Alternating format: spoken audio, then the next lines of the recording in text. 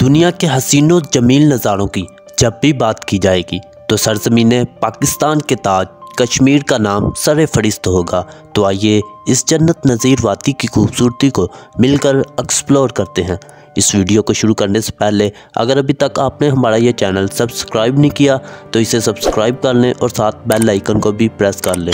یہاں پر پڑنے والی برف پوری سرزمین پاک کو سفید چادر پر لپیٹ کر ایک دلکش اور حسین مناظر کو پیش کرتی ہے، اور یہ برف مری میں پڑنے والی برف سے بہت زیادہ شدت کے ساتھ اور بہت زیادہ پڑتی ہے، اور اس کی جو شدت ہے وہ مری سے زیادہ ریکارڈ کی گئی، لیکن یہاں پر جو سردی کی شدت ہے وہ مری سے بہت زیادہ کم ہوتی ہے۔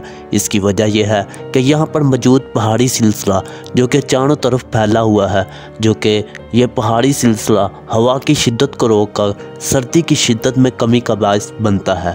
اور جیسے ہی آپ لوگ ان حسین وادیوں کا رخ کرتے ہیں تو یہاں کے حسین راستے اور ان راستوں کے ساتھ ساتھ موجود حسین نظارے اور ان کا آپ لوگوں کو ویلکم کرنے کا انداز اتنا سہانا ہوتا ہے کہ آپ ایک نئی دنیا میں پہنچ جاتے ہیں، اور آپ لوگوں کو سفر میں آنے والی مشکلات اور آپ لوگوں کی تھکاوٹ آدھی رہ جاتی ہے۔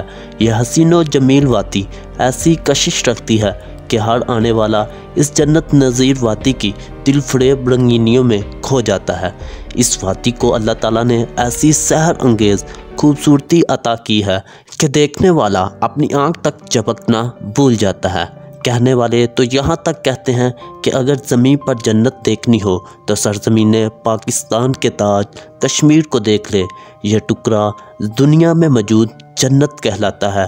اللہ تعالیٰ نے اس کو ایسی خوبصورتی سے نوازا ہے، اس طرح کا قدرتی حسن نہ تو یورپ، نہ دبئی اور نہ دبئی جیسے دوسرے لگژری ممالک میں ملے گا۔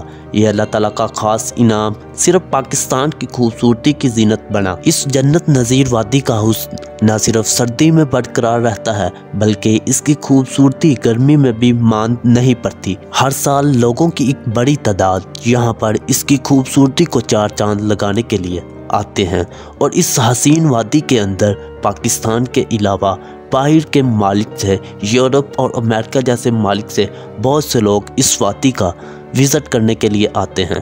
اور اس جنت نظیر وادی میں موجود خوبصورت اور دلکش جھیلیں سردی کے موسم میں مکمل طور پر جم جاتی ہیں، اور لوگ ان کے اوپر دوڑتے اور ان کو انجوائے کرتے ہیں۔ کشمیر کی یہ خوبصورتی اس وقت ماند پڑ جاتی ہے جب کشمیر کا ایک حصہ تو خوشیوں کا مرکز لیکن دوسرا حصہ بدقسمتی سے ظلم کا گہوارہ بنا ہوا ہے۔ جاتے ہوئے کمنٹ سیکشن میں کشمیریوں کے حق میں پوسٹ ضرور کیجیے گا۔